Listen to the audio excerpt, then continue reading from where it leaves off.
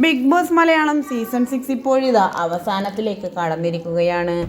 ഇപ്പോഴിതാ ടാസ്കുകളൊക്കെ അതിൻ്റേതായ രീതിയിൽ ഫൈനലിലേക്ക് അടുക്കുമ്പോൾ റാങ്കിങ് ടാസ്ക് ആയിരുന്നു ഇന്ന് നടന്നത്. വളരെയധികം വാശിയേറിയൊരു മത്സരമായിരുന്നു അത് എന്ന് വേണമെങ്കിൽ പറയാം. റാങ്കിങ് ടാസ്കിനിടെ ജാസ്മിനും നോറയും തമ്മിലുണ്ടായ ഒരു മുട്ടൻ വഴക്കാണിപ്പോൾ സമൂഹ മാധ്യമങ്ങളുടെ ശ്രദ്ധ പിടിച്ചു പറ്റുന്നത്. എന്തു തന്നെയായാലും ഇരുവരും തമ്മിൽ ഒട്ടും ചേരുകയില്ല എന്നാണ് പ്രേക്ഷകർ ഒന്നടങ്കം വിലയിരുത്തുന്നത്. നോറ പറയുന്നത് 2ാം സ്ഥാനം തനിക്കാണ് എന്നും, പക്ഷേ ജാസ്മിൻ അത് സമ്മതിക്കാൻ റെഡിയാവുന്നില്ല.